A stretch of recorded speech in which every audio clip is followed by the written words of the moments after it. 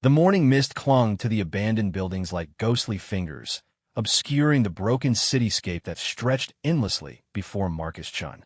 His weathered hands adjusted the scope of his rifle for the 100th time that day, though his target had remained elusive for weeks.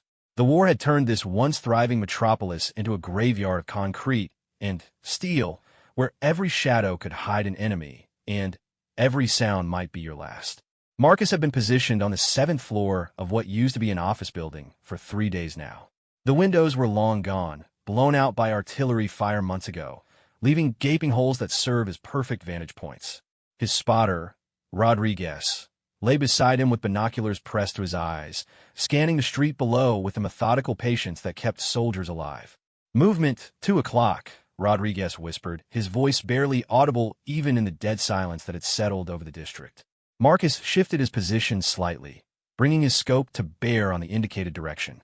Through the crosshairs, he could see a figure moving carefully between the rubble-strewn vehicles that littered the main avenue.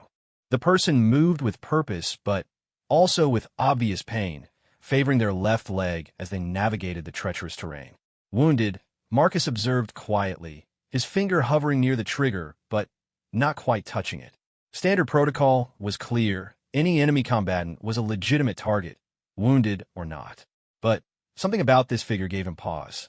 As the person moved closer, emerging from behind an overturned bus, Marcus could see more details through his scope. The figure wore the distinctive uniform of the opposing force, the same uniform worn by soldiers who had killed dozens of his friends and comrades over the past 18 months. The same uniform he had been trained to associate with death and destruction. But this soldier was different somehow. The way they moved, careful and deliberate, suggested someone trying to avoid confrontation rather than seeking it. Most enemy combatants in this area moved in groups, armed and aggressive. This one appeared to be alone, carrying what looked like a medical kit rather than weapons. Rodriguez adjusted his position beside him. Range approximately 400 meters. Clean shot if you want it. Marcus nodded, but didn't respond immediately. His training told him to take the shot. Every enemy soldier eliminated was one less threat to his unit, one less person who might kill an American soldier tomorrow. The mathematics of war were brutal, but simple. Us versus them, kill or be killed. The wounded soldier continued moving down the street, occasionally stopping to rest against abandoned cars or pieces of debris. Marcus could see now that it was definitely a woman, her hair tied back in a practical military style, her movements graceful despite the obvious injury. She carried herself with a dignity that seemed incongruous in the hellish landscape around them. Through his scope, Marcus watched as she paused near what had once been a small cafe. The building's front wall had been reduced to rubble, but somehow a single chair remained upright among the destruction. The woman sat down heavily, clearly exhausted from whatever journey had brought her to this dangerous part of the city. "What's she doing?" Rodriguez asked, sensing his partner's hesitation. "Just sitting," Marcus replied, never taking his eye from his scope. "She looks hurt pretty bad." The woman reached in her medical kit and began tending to what appeared to be a wound on her leg. Marcus could see her wince with pain as she cleaned and dressed the injury. Despite being an enemy soldier, despite everything he'd been taught about the opposing forces, Marcus found himself thinking that she looked incredibly young.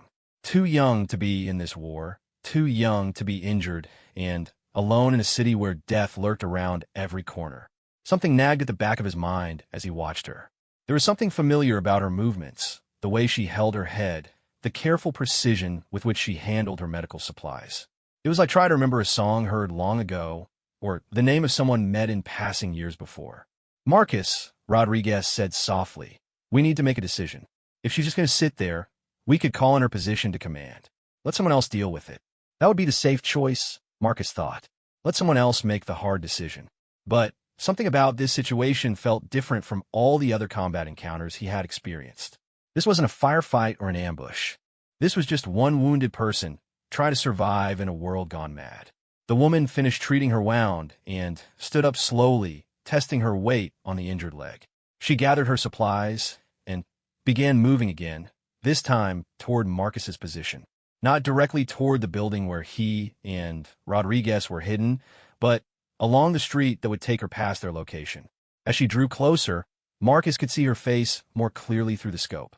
She had sharp, intelligent eyes that constantly scanned her surroundings for threats. Her face was streaked with dirt and dry blood, probably from whatever incident had wounded her leg. But beneath the grime and exhaustion, Marcus could see that she was indeed very young, probably no more than 25.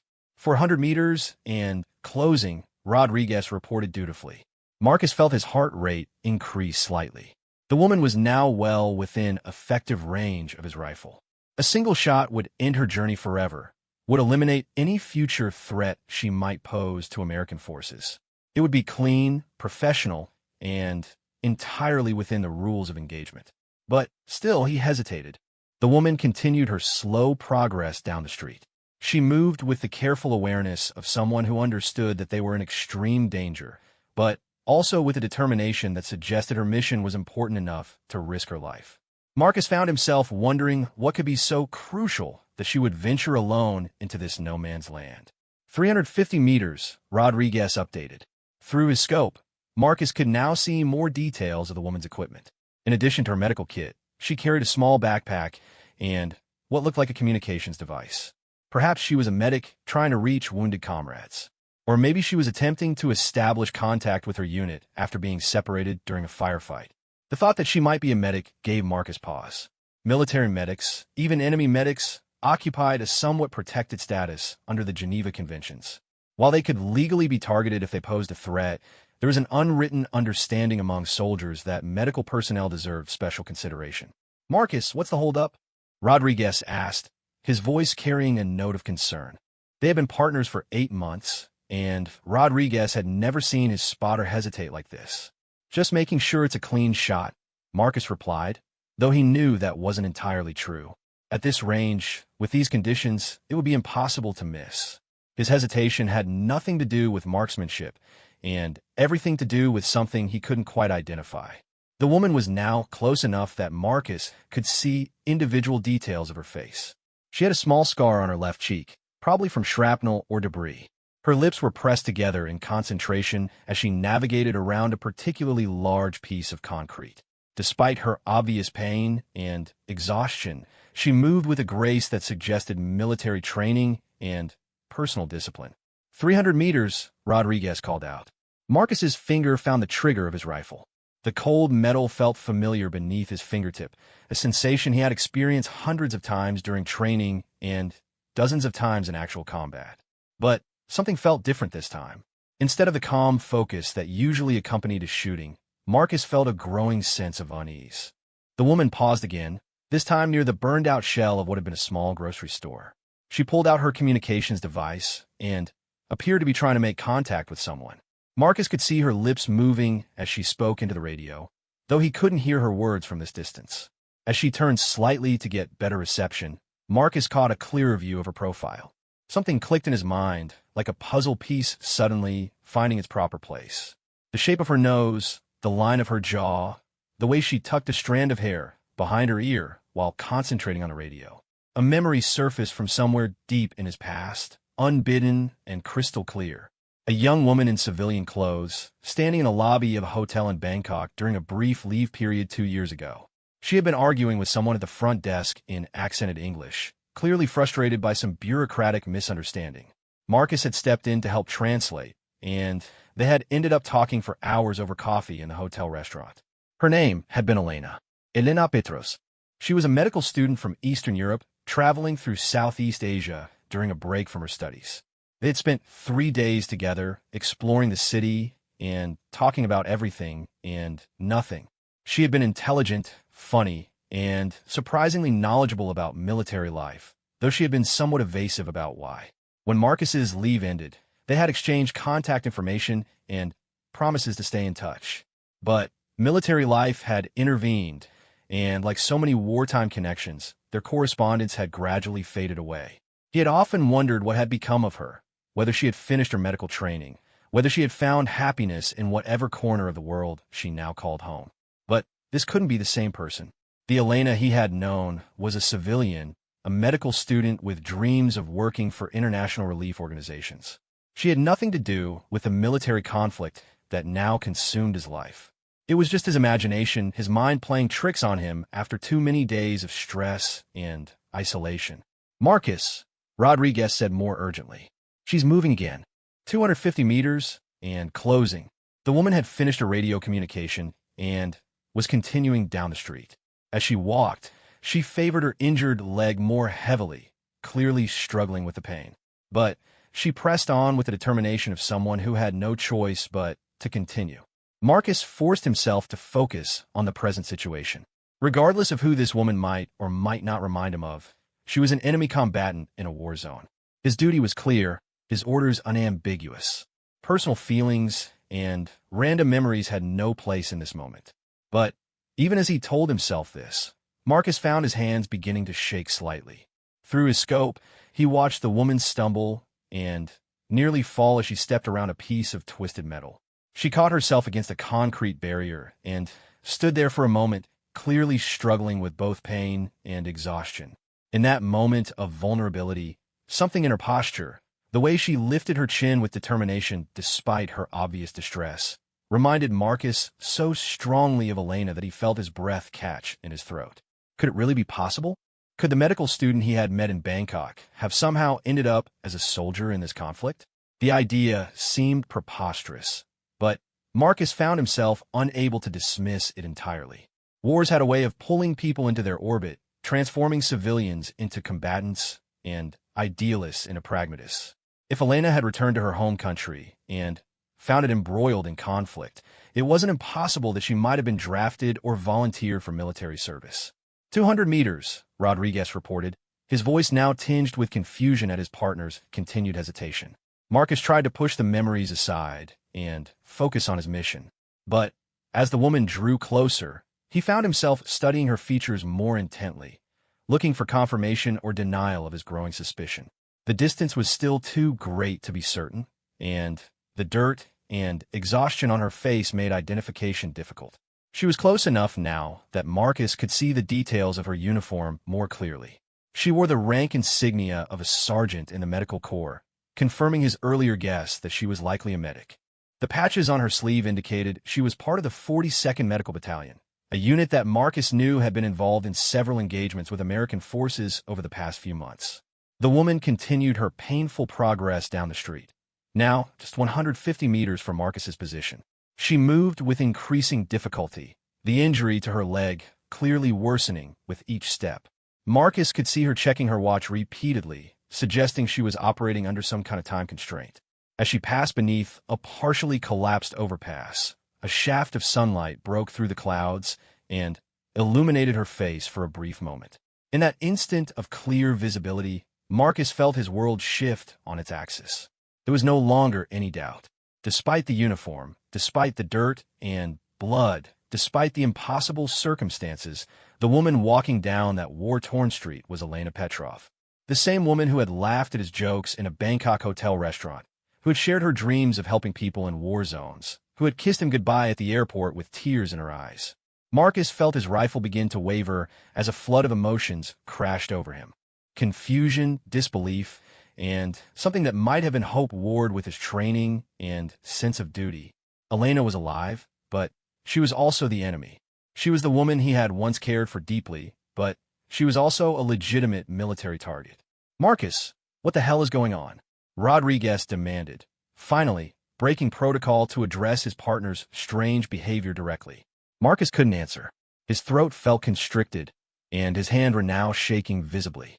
Through his scope, he watched Elena continue down the street, completely unaware that the crosshairs of an American sniper's rifle were tracking her every movement. She had no idea that just 100 meters away, someone from her past was struggling with the most difficult decision of his military career. The irony of the situation wasn't lost on Marcus. He had often wondered what had become of Elena, had even fantasized about meeting her again someday when the war was over. But never in his darkest nightmares had he imagined that their reunion would come with him holding a rifle aimed at her heart. The weight of recognition settled on Marcus like a crushing burden as Elena continued her painful journey down the debris-filled street. Every step she took brought her closer to his position, and with each passing moment, the impossible reality of their situation became more undeniable. His finger remained frozen on the trigger, caught between years of military training and memories of 3 perfect days in Bangkok that seemed like they belonged to someone else's life. Rodriguez had finally noticed something was seriously wrong. "Marcus, I need you to talk to me right now. What's going on with you?" Marcus couldn't find words to explain what was happening. How could he tell his partner that the enemy soldier in their crosshairs was someone he had once held in his arms? How could he explain that the woman they were supposed to eliminate had once told him about her dreams of becoming a doctor, of helping people in war zones, of making the world a better place? Marcus started, then stopped.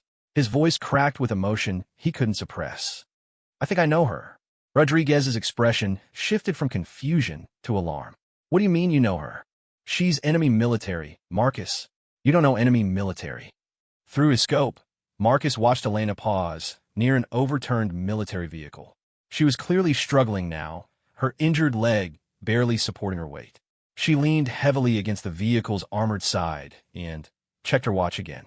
Whatever her mission was, time was running out. "Before the war," Marcus whispered, never taking his eye from the scope, "I met her in Bangkok during leave. She was a medical student then." Rodriguez grabbed Marcus's shoulder, trying to break his concentration. "Listen to me. You're under stress. You've been on this position for 3 days. Sometimes people look familiar when you're tired and stressed. It's not her." But Marcus knew it was her. He could see the small birthmark near her left ear, visible now that her hair had come loose from its military binding. He remembered kissing that spot, remembered how she had laughed, and pushed him away, claiming it tickled. He could see the way she bit her lower lip when concentrating, exactly as she had done when studying the map of Bangkok they had used to plan their sightseeing. Elena pushed herself away from the vehicle and continued walking. She was now less than 100 meters from their position, close enough that Marcus could have called out to her if he wanted. Close enough that there was no possibility of missing if he decided to take the shot. "Look, even if it is someone you knew," Rodriguez said, his voice urgent, but trying to remain calm. "That was before. She's military now. Enemy military. She's made her choice, and you've made yours." Marcus knew Rodriguez was right from a tactical standpoint. Personal history didn't change the current reality. Elena wore an enemy uniform and served in an army that was actively fighting against American forces. By any military definition, she was a legitimate target who posed a potential threat to Marcus's unit and mission. But knowing that intellectually and accepting it emotionally were two entirely different things. Marcus found himself remembering their conversations in Bangkok, how Elena had spoken passionately about her desire to help people caught in conflicts. She had been studying medicine with a specialty in trauma surgery, hoping to work with international relief organizations in war zones. She wanted to be a doctor, Marcus said, more to himself than to Rodriguez. She wanted to help people. "Maybe she still is," Rodriguez replied. "Look at her gear. Medical Corps insignia. Maybe she's out here trying to help wounded soldiers." That thought made the situation even more complicated. If Elena was indeed serving as a military medic, she was technically a combatant under international law, but she was also someone whose primary mission was saving lives rather than taking them. The moral calculus of targeting a medical person, especially someone he had once cared for, seemed impossibly complex. Through his scope, Marcus watched Elena reach in her backpack and pull out what looked like medical supplies. She examined something in her hand, then looked around the area with renewed urgency. She was definitely searching for something or someone, and her medical training seemed to be driving her actions rather than any combat mission. 75 meters, Rodriguez reported automatically, though his attention was clearly focused on his partner's psychological state rather than their tactical situation. Elena hobbled toward what remained of a small apartment building. The front wall had been partially destroyed by artillery fire, creating a cave-like opening in the structure. She peered into the darkness, called out something in her native language, then disappeared inside. "She's gone into the building," Marcus reported, lifting his head from the scope for the first time in several minutes. Rodriguez immediately took over observation duties with his binoculars. "I can see movement inside, but it's too dark to make out details. Might be checking for survivors or wounded." The temporary disappearance of their target gave Marcus a moment to collect his thoughts, but it also created new complications.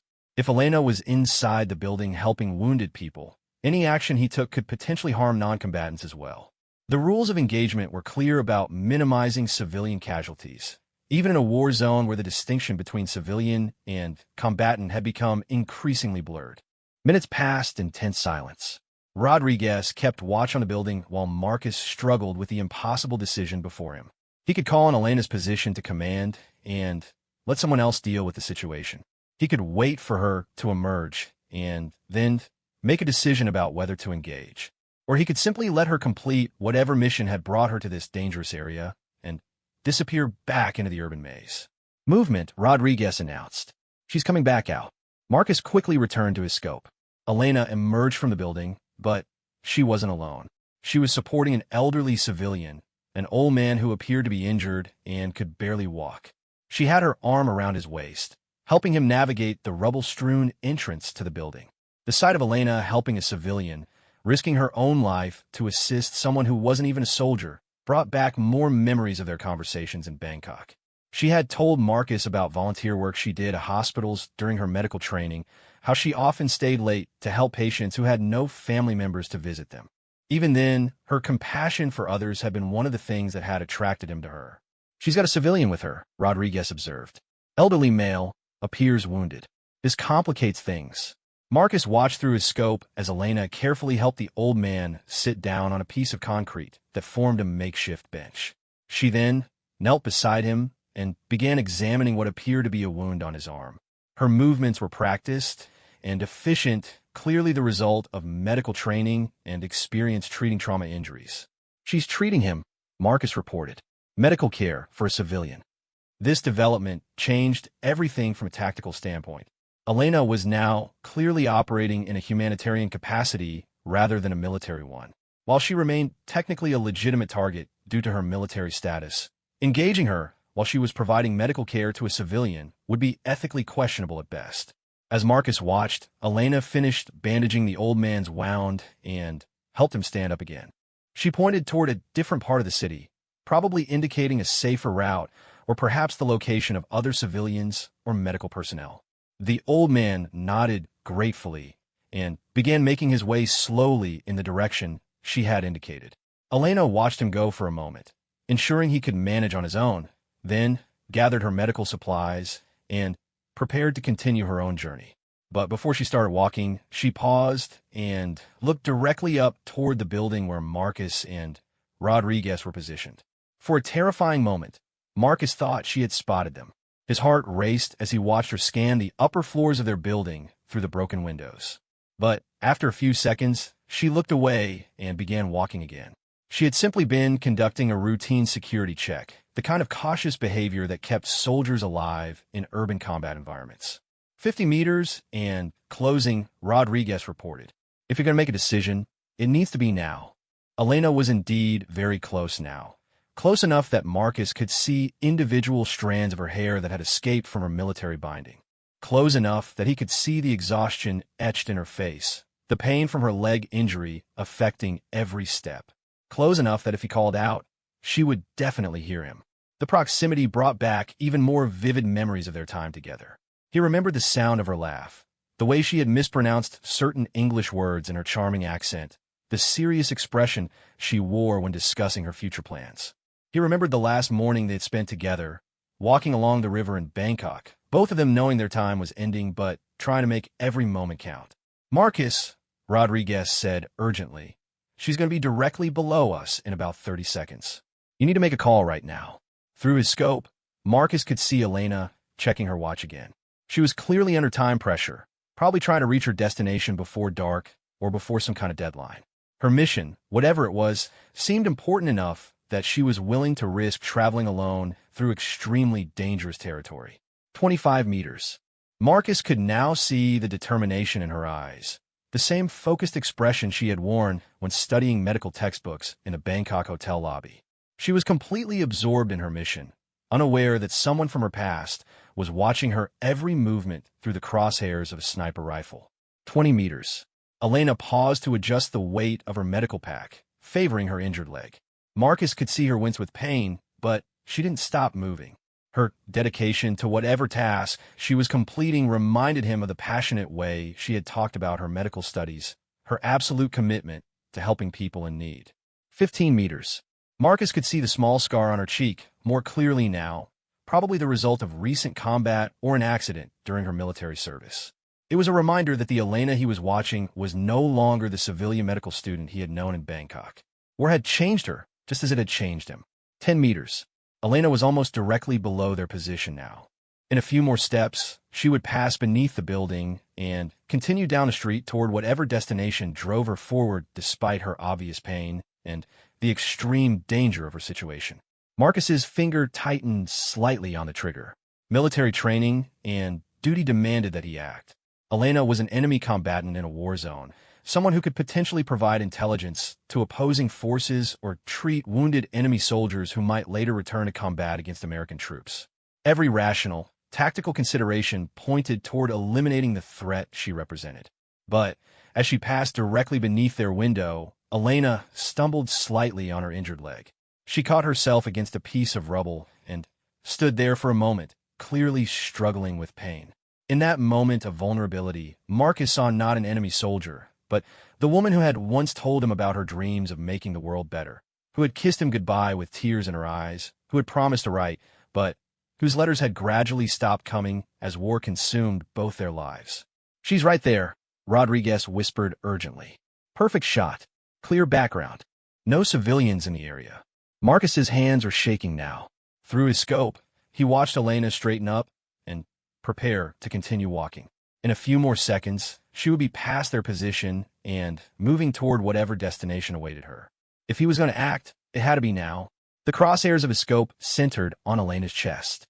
At this range, with his training and experience, the shot would be instantaneous and final.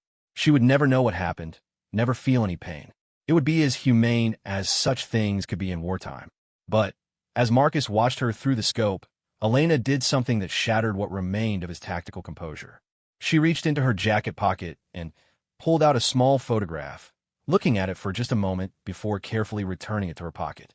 The gesture was so quick that Rodriguez, watching through binoculars, probably missed it entirely. But Marcus had seen it clearly through his scope. The photograph was creased and worn from being carried for a long time, suggesting it was important to her. For some reason, seeing her look at what was probably a picture of family or friends made her seem impossibly human in a way that her military uniform couldn't disguise. Elena began walking again, her injured leg clearly causing significant pain with each step. She was moving away from their position now, heading toward the eastern part of the district. In a few more minutes, she would be out of effective range, and the decision would be made by default. "Marcus," Rodriguez said desperately, "what are you doing?" "She's getting away." Marcus lifted his head from the scope and looked at his partner. "Let her go." "What?" Rodriguez stared at him in disbelief. "You can't be serious. She's enemy military. We have orders. Our orders are to eliminate enemy combatants who pose a threat to our mission," Marcus replied, his voice steadier than he felt. "She's a medic, wounded, alone, and clearly on some kind of humanitarian mission. She doesn't pose an immediate threat." Rodriguez grabbed Marcus's arm. "You don't know that.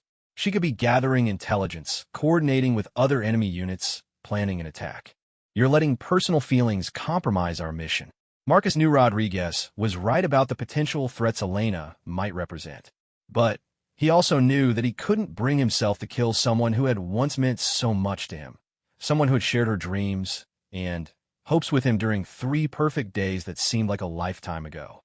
Through his scope, Marcus watched Elena disappear around a corner, finally moving out of sight. The opportunity was gone, the decision made by inaction rather than action. He lowered his rifle and leaned back against the wall, feeling emotionally drained by the encounter. "I'm calling this in," Rodriguez said angrily. "Command needs to know that we had a target and didn't engage." Marcus nodded. He knew there would be consequences for his decision, questions about his judgment, and fitness for duty. But as he sat in the abandoned building, remembering the woman Elena had been and wondering who she had become, he found that he could live with those consequences more easily than he could have lived with her death. The aftermath of Marcus's decision hung heavy in the abandoned building as Rodriguez angrily packed up his observation equipment. The silence between the two soldiers spoke volumes about the rift that had opened in their partnership. Marcus continued to stare out at the empty street where Elena had disappeared, his mind reeling from the impossibility of what had just occurred. 6 months we've been working together, Rodriguez finally said, his voice tight with controlled anger. 6 months of perfect teamwork, and You throw it all away for some woman you think you knew? Marcus understood his partner's fury.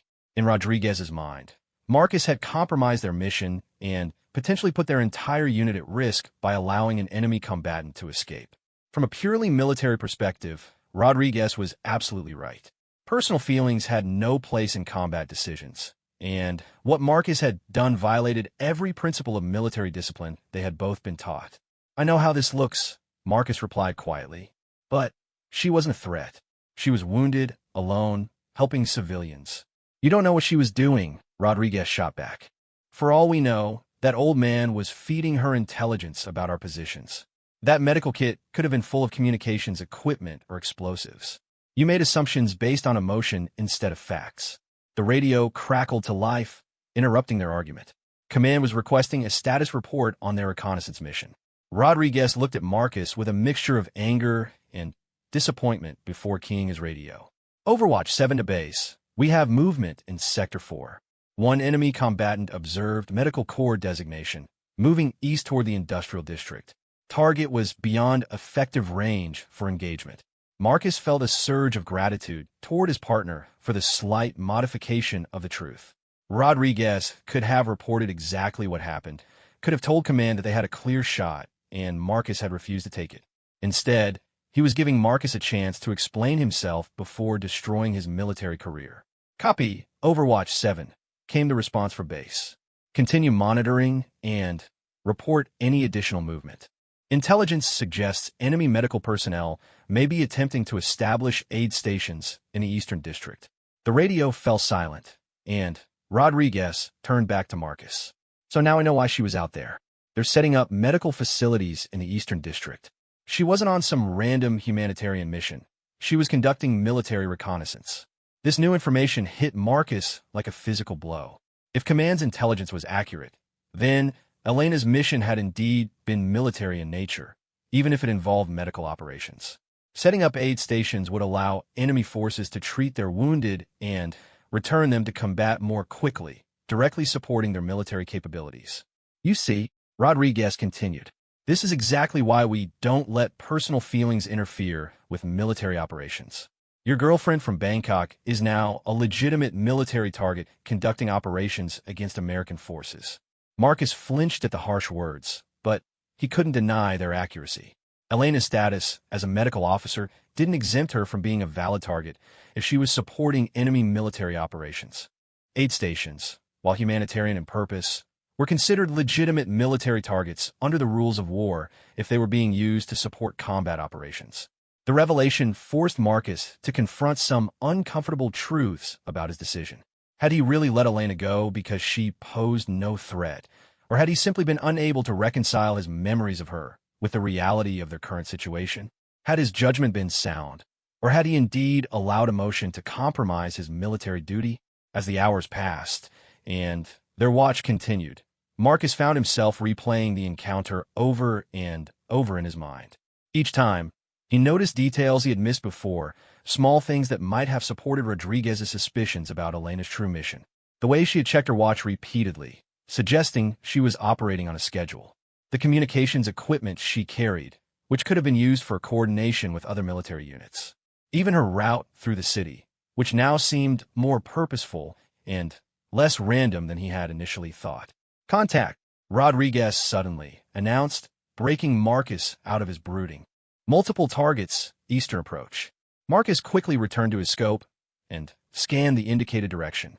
Through the magnification, he could see a small convoy of enemy vehicles approaching from the east, moving carefully through the rubble-strewn streets. The vehicles appeared to be a mix of military and civilian types, consistent with what intelligence had reported about enemy medical operations. "I count 4 vehicles," Marcus reported. "Mixed military and civilian. Looks like medical markings on at least 2 of them." "This is it," Rodriguez said grimly. "This is what your girlfriend was scouting for. They're moving medical personnel and equipment into our operational area." Through his scope, Marcus watched as the convoy stopped near the area where Elena had disappeared earlier. Soldiers and medical personnel began unloading equipment from the vehicles, working with the efficient urgency of people who knew they were vulnerable to attack. Among the figures moving around the vehicles, Marcus thought he could see a familiar form, but The distance was too great to be certain. Overwatch 7 to base, Rodriguez reported. We have enemy convoy activity in the Eastern District. Multiple vehicles with medical markings establishing what appears to be an aid station. Request instructions.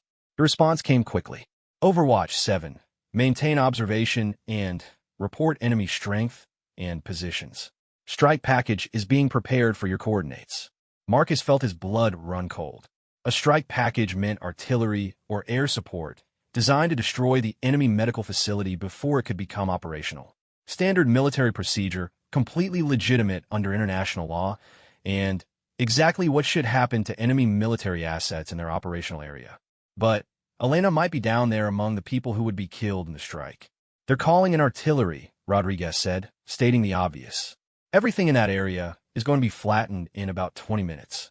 Marcus struggled with the implications of what was about to happen. If Elena was indeed part of the medical unit that was setting up below, she would be killed along with everyone else in the strike. The irony wasn't lost on him that his decision to spare her life might have led directly to her death in a different way. We have to warn them, Marcus said suddenly. Rodriguez stared at him in absolute disbelief. Are you completely insane? Warn the enemy about an incoming strike? That's treason, Marcus. That's not just a court-martial. That's life in prison or worse. Marcus knew Rodriguez was right about the legal consequences of warning enemy forces about an impending attack. But he also couldn't bear the thought of Elena being killed because of intelligence she had helped gather, intelligence that his failure to stop her had made possible. Through his scope, Marcus continued to watch the activity around the convoy. More personnel were arriving on foot, including what appeared to be wounded soldiers being brought in for treatment. The medical station was already becoming operational, exactly the kind of legitimate military target that warranted immediate destruction. Look at it this way, Rodriguez said, trying a different approach. If she's really the person you think she is, if she really did want to help people, then she knew the risks when she joined their military. She made her choice, just like you made yours when you enlisted. The logic was sound, but it provided no comfort to Marcus. Elena had indeed made her choice, but that choice might have been forced by circumstances beyond her control. Wars had a way of presenting people with impossible decisions, of forcing them to choose between equally unpalatable options. Overwatch 7, came the voice from base. We need exact coordinates for the strike package. What's your best estimate of the target center? Rodriguez looked at Marcus, waiting to see if his partner would provide the coordinates that would ensure Elena's death. The moment stretched between them, heavy with the weight of life and death decisions that were forced upon ordinary people. Marcus lifted his scope and studied the enemy position carefully. Professional training took over as he calculated distances, identified key structures, and determined the optimal aim points for maximum effectiveness. Elena might or might not be down there, but dozens of enemy military personnel definitely were, along with equipment and supplies that would help them treat wounded soldiers who would then return to fight against American forces. Target center is grid reference. Marcus began, then stopped. His voice caught in his throat as he spotted a familiar figure moving between the vehicles below. Even at this distance, even through the scope, he was certain it was Elena. She was helping to organize the incoming wounded, directing other medical personnel with the kind of competent authority that came from training and experience. Marcus, Rodriguez prompted. The coordinates. Through his scope, Marcus watched Elena kneel beside a wounded soldier, her movements quick and professional as she assessed the patient's injuries. She was saving a life, doing exactly what she had told him she wanted to do during their conversations in Bangkok. The fact that the life she was saving belonged to an enemy soldier didn't change the fundamentally humanitarian nature of her actions. I can't, Marcus whispered. You have to, Rodriguez insisted. It's not personal anymore. It's a legitimate military target with multiple enemy combatants. You know what the right thing to do is. Marcus knew Rodriguez was correct from every professional and military standpoint. The target was legitimate, the strike was justified, and providing accurate coordinates was essential for mission success. Personal feelings about one individual among many enemy combatants shouldn't influence tactical decisions that affected the larger war effort. But even as he told himself this, Marcus found himself thinking about Elena's dreams, her passionate desire to help people caught in conflicts. She had achieved her goal in the worst possible way, by becoming part of the very conflicts she had once hoped to heal from the outside. Overwatch 7, we need those coordinates immediately, came the urgent voice from base. Through his scope, Marcus saw Elena stand up from treating the wounded soldier and move to help another patient. Her injured leg was clearly still bothering her, but she moved with determination and purpose. Around her, other medical personnel worked with the same focused urgency, treating patients under the constant threat of enemy action. The scene below looked exactly like what Elena had described to him in Bangkok when she talked about her dreams of working in war zones. She was finally doing what she had always wanted to do, helping people in desperate need of medical care. The cruel irony was that her dream had become reality in a way that made her an enemy of the man who had once cared deeply for her future. Marcus, give them the coordinates, Rodriguez demanded. Now, Marcus raised his head from the scope and looked at his partner. In Rodriguez's eyes, he could see the reflection of his own moral struggle.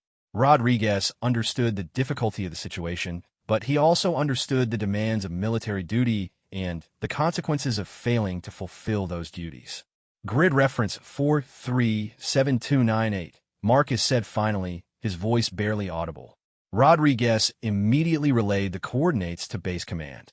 Within minutes, they received confirmation that the strike package was en route and would arrive at the target in approximately 15 minutes.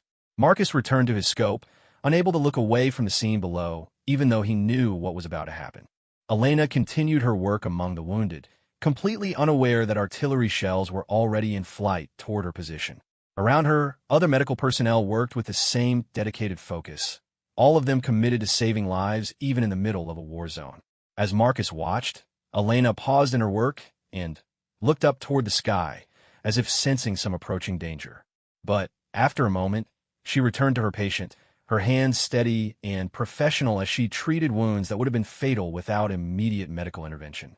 The approaching artillery strike represented the convergence of all the impossible choices that war created. Elena was saving lives, but she was also supporting military operations against American forces. Marcus was fulfilling his military duty, but he was also potentially causing the death of someone he had once loved. Rodriguez was maintaining professional standards, but he was also forcing his partner to make choices that would haunt him forever. In the distance, Marcus could hear the faint whistle of incoming artillery rounds, growing louder with each passing second. Elena and her colleagues continued their work below, racing against time to save as many lives as possible before the shells arrived. Marcus closed his eyes and turned away from the scope, unable to watch the final moments of Elena's life. The woman who had shared her dreams with him in Bangkok, who had kissed him goodbye with tears in her eyes, who had wanted nothing more than to help people in need, was about to die because of coordinates he had provided. The whistling sound grew louder, and Marcus knew that in seconds, everything below would be consumed by fire and destruction. Elena's dream of helping people in war zones was about to end in the most tragic way possible. The artillery shells hit with devastating precision, turning the medical station below into a hellscape of fire and destruction. Marcus felt each explosion like a physical blow, the sound reverberating through his chest and bones. Even with his eyes closed and his head turned away from the scope, he couldn't escape the knowledge of what was happening to Elena and her colleagues. The bombardment lasted only minutes, but to Marcus it felt like hours. When the explosions finally stopped, an eerie silence settled over the district, broken only by the crackling of fires and the distant sound of debris settling. Rodriguez was already back at his scope, conducting the necessary post-strike assessment. Direct hits on all target areas, Rodriguez reported to base command. Multiple secondary explosions, probably medical oxygen tanks or vehicle fuel. No visible survivors at this time. Marcus forced himself to return to his own scope, knowing that confirming the strike's effectiveness was part of his duty. Through the magnification, he could see that the area where the medical station had been was now a crater-filled wasteland. Vehicles were overturned and burning, equipment was scattered and destroyed, and there was no sign of movement anywhere in the target area. Overwatch 7, excellent work, came the response from base. Preliminary intelligence indicates that strike eliminated a significant enemy medical capability. Continue monitoring for any evacuation or rescue attempts. Marcus continued scanning the devastated area, looking for any sign that someone might have survived the artillery strike. Part of him hoped desperately to see Elena emerge from the wreckage, wounded but alive. But another part of him understood that no one could have survived the concentrated firepower that had been brought to bear on the medical station. "You did the right thing," Rodriguez said quietly, recognizing his partner's emotional state. "I know it doesn't feel that way right now, but you provided accurate targeting information that eliminated a legitimate military target. That's what we're here to do." Marcus nodded without really hearing the words. Intellectually, he understood that Rodriguez was correct about the military necessity of the strike. The enemy medical station would have treated wounded combatants who would then return to fight against American forces. Destroying it was tactically sound and strategically important. But emotional understanding was a different matter entirely. No amount of military logic could change the fact that he had just participated in Elena's death, that his coordinates had guided the shells that ended the life of someone who had once meant everything to him. As the hours passed and their observation continued, Marcus found himself thinking about the paths that had led both him and Elena to this moment.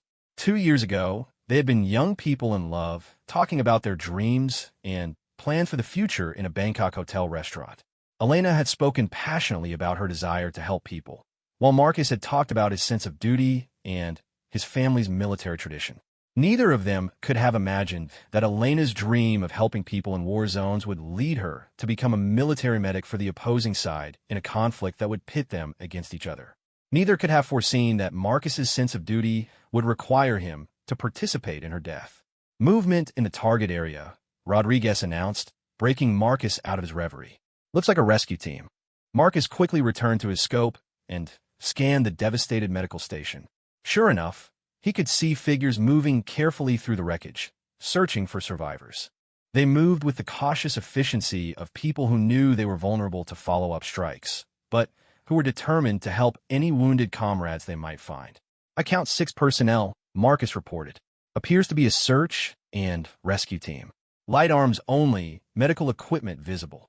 The rescue team worked methodically through the debris, checking each area where survivors might be trapped.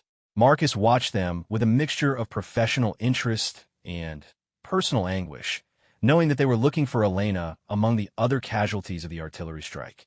One of the rescue team members called out something in their native language, and the others quickly converged on his position. They began working together to move a large piece of concrete, suggesting they had found someone trapped beneath the rubble. Through his scope, Marcus could see them working frantically to free whoever was beneath the debris. The urgency of their movements suggested that the person was still alive, at least for the moment. After several minutes of intense effort, they managed to lift the concrete slab and pull someone free from the wreckage. Marcus felt his heart stop as he recognized the figure they had rescued. Even at this distance, even covered in dust and blood, he could see that it was Elena. She was unconscious and obviously seriously injured, but she was alive. "They've got a survivor," Rodriguez reported to base. "Female, medical corps, appears to be seriously wounded but alive. Rescue team is providing immediate treatment." The response from base was immediate and decisive. "Overwatch 7, you are cleared to engage the rescue team. Do not allow enemy medical personnel to be evacuated." The order was clear and unambiguous. Marcus was being directed to kill the rescue team and Elena along with them. From a military standpoint, the logic was simple. Enemy medical personnel represented valuable assets that shouldn't be allowed to return to active duty. Elena, in particular, might have intelligence about the destroyed medical station that could be useful to enemy forces. "You heard the order," Rodriguez said quietly. "Take the shot." Marcus positioned his rifle and brought the rescue scene into focus through his scope. Elena was still unconscious, being treated by 2 of the rescue team members while the others provided security. Her injuries appeared to be severe, but the medics seemed confident that she could survive if they could evacuate her quickly. Through his crosshairs, Marcus could see Elena's face clearly for the first time since the artillery strike. She was pale and covered in blood and dust, but she was definitely alive. Her chest rose and fell with steady breathing, and one of her hands moved slightly as the medics worked on her injuries. "Marcus," Rodriguez said more urgently. The order was clear. "You need to engage now before they finish treating her and move her out." Marcus's finger found the trigger of his rifle, the cold metal familiar beneath his touch. The range was perfect, the target was clear, and there was no possibility of missing. One shot would end Elena's life permanently, ensuring that she would never again provide medical support to enemy forces. But as he watched her through the scope, Marcus found himself remembering their last morning together in Bangkok. They had walked along the river, talking about their future plans and making promises to stay in touch. Elena had been so full of life and hope, so excited about the possibility of using her medical training to help people around the world. Now she lay unconscious in the rubble of a war zone, the victim of an artillery strike that Marcus had helped coordinate. Her dream of helping people had led her directly into the path of destruction, and her survival depended entirely on the decision of the man who had once held her in his arms. "Marcus, what are you waiting for?" Rodriguez demanded. "Take the shot." Through his scope, Marcus could see Elena's eyes flutter open. Even at this distance, even through the magnification of his rifle scope, he could see her looking around with confusion and fear. She was trying to understand where she was and what had happened to her, the same way anyone might react after surviving a traumatic event. One of the medics leaned over Elena and spoke to her in their native language, probably explaining her situation and injuries. Elena nodded weakly and tried to sit up, but the medic gently pushed her back down. She was clearly in no condition to move under her own power. The rescue team leader was speaking rapidly into a radio, probably coordinating with evacuation vehicles or additional medical support. Time was running out for Marcus to follow his orders. In a few more minutes, Elena would be loaded into a vehicle and evacuated to a secure medical facility where she could recover from her injuries. "That's a direct order, Marcus," Rodriguez said, his voice now carrying a note of desperation. "If you don't take the shot, I'll have to report that you refuse to follow a combat order." Marcus knew the consequences of refusing a direct order in a combat situation. Court-martial, prison time, and the end of his military career were the best-case scenarios. In wartime, more severe punishments were possible for soldiers who disobeyed orders that affected tactical operations. But even as he considered these consequences, Marcus found himself thinking about Elena's reaction when she learned she was going to be a doctor. He remembered the joy in her voice when she talked about the lives she would save, the differences she would make in the world. That same woman was now lying wounded in the rubble below, her life hanging in the balance based on decisions he had to make. Through his scope, Marcus watched as the rescue team prepared to move Elena to a stretcher. Her injuries were clearly serious, but with proper medical treatment, she would probably survive. She would live to continue her work as a military medic, treating wounded soldiers and supporting enemy operations against American forces. The tactical calculation was simple. Eliminating Elena would prevent her from providing future medical support to enemy combatants. Every life she saved in the coming months or years would potentially result in additional American casualties. From a purely military perspective, killing her was the logical choice. But Marcus found himself unable to separate the tactical Elena from the personal Elena, the enemy combatant from the woman who had shared her dreams with him in Bangkok. Even covered in dust and blood, even wearing an enemy uniform, she was still the person who had talked passionately about helping people in need. "Last chance, Marcus," Rodriguez warned. "They're about to move her."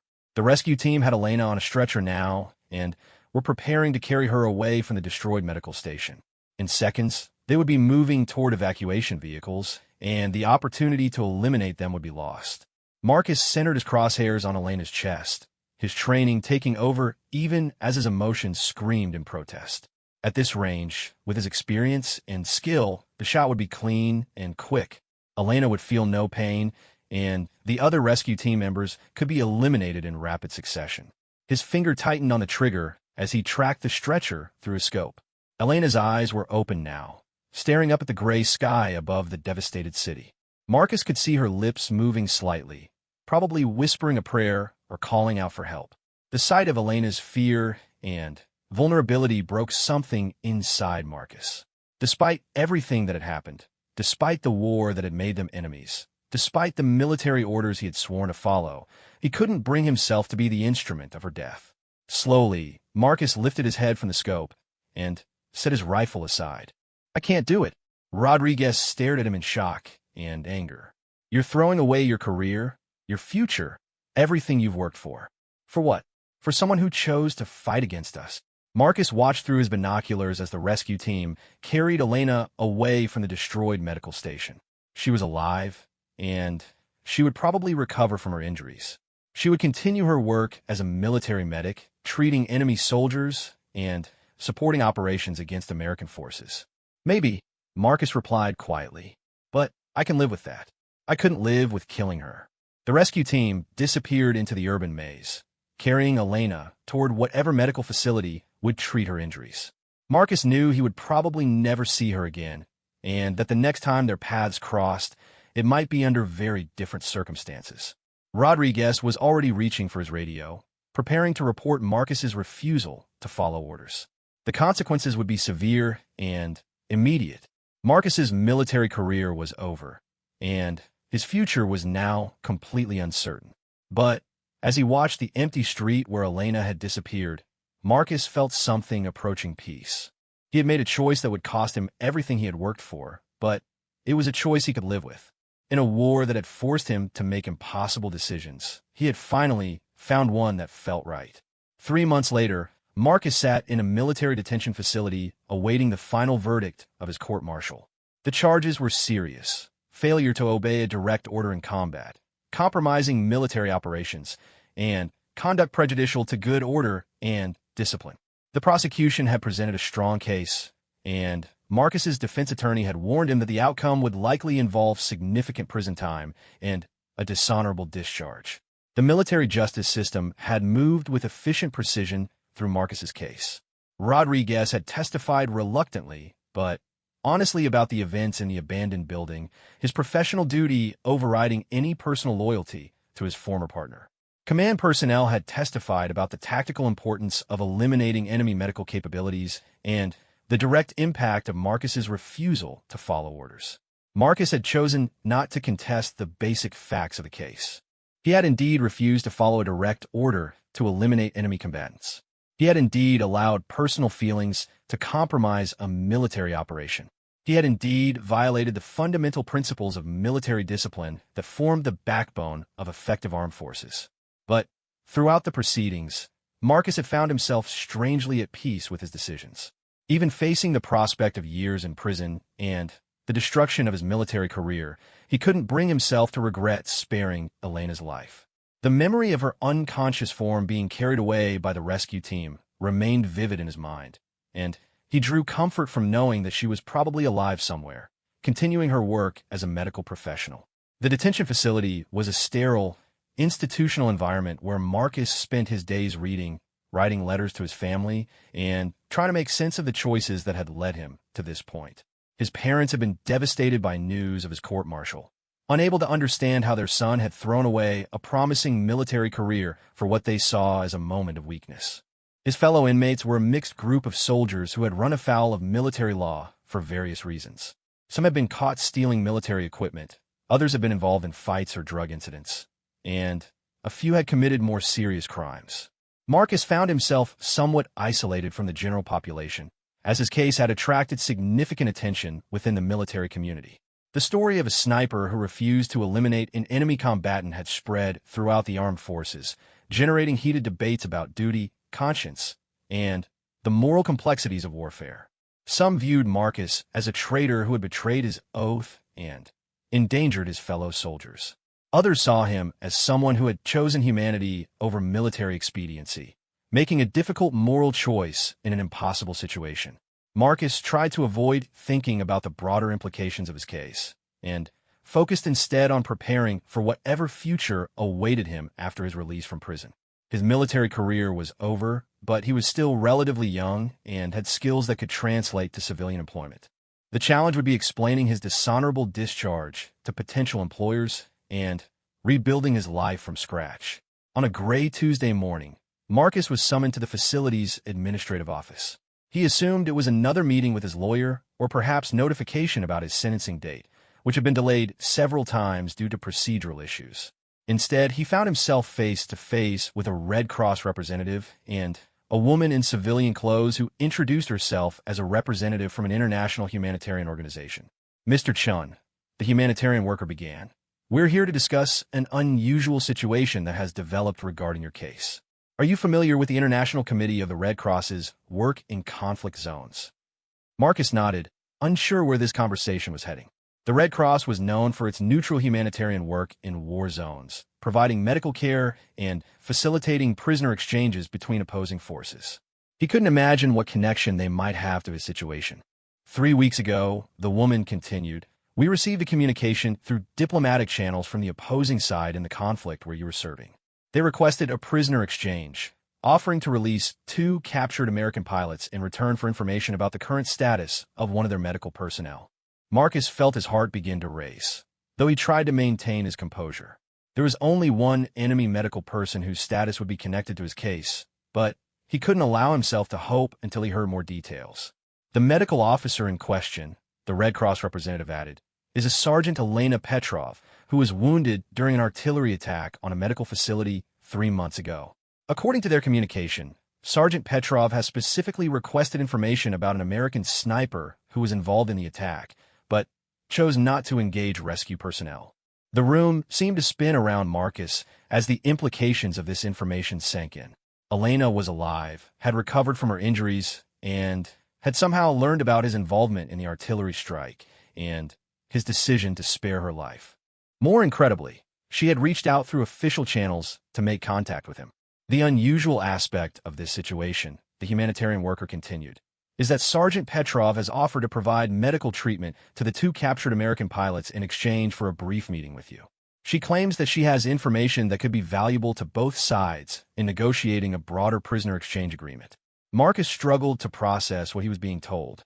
Elena wanted to meet with him, and she was offering to help American prisoners of war to make that meeting possible. The gesture was so characteristically compassionate that it reinforced his belief that she had remained true to her fundamental nature despite the war that had transformed her into an enemy combatant. The decision about whether to facilitate this meeting, the Red Cross representative explained, ultimately rests with military command and the State Department. However, they wanted to gauge your interest before proceeding with any negotiations. Marcus didn't hesitate. Yes, I want to meet with her. The logistics of arranging the meeting proved to be incredibly complex, involving multiple government agencies, diplomatic protocols, and security considerations. The meeting would take place at a neutral location under Red Cross supervision, with representatives from both military forces present to ensure compliance with international law. 2 weeks later, Marcus found himself in a small conference room at a Red Cross facility near the border between the 2 countries involved in the conflict. He wore civilian clothes provided by the humanitarian organization and had been briefed extensively on what he could and couldn't discuss during the meeting. When Elena walked into the room, Marcus felt as if he were seeing a ghost. She looked older than her years, marked by the experiences of war and military service. Her left arm was in a sling, probably related to injuries from the artillery strike, and she moved with a slight limp that suggested her leg had been re-injured at some point. But her eyes were the same intelligent, compassionate eyes he remembered from Bangkok. When she saw him, she smiled with the same warmth that had first attracted him to her years ago. Despite everything that had happened, despite the war that had made them enemies, despite the impossible circumstances of their reunion, she was still fundamentally the same person he had fallen in love with.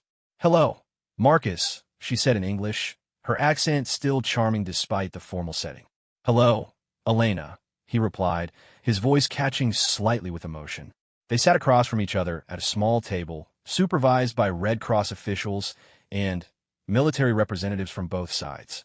The formal setting made their reunion feel surreal, like a diplomatic negotiation rather than a meeting between 2 people who had once shared intimate moments and dreams of the future. "I want to thank you," Elena said quietly, her words meant for him despite the presence of others in the room, "for what you did after the artillery attack.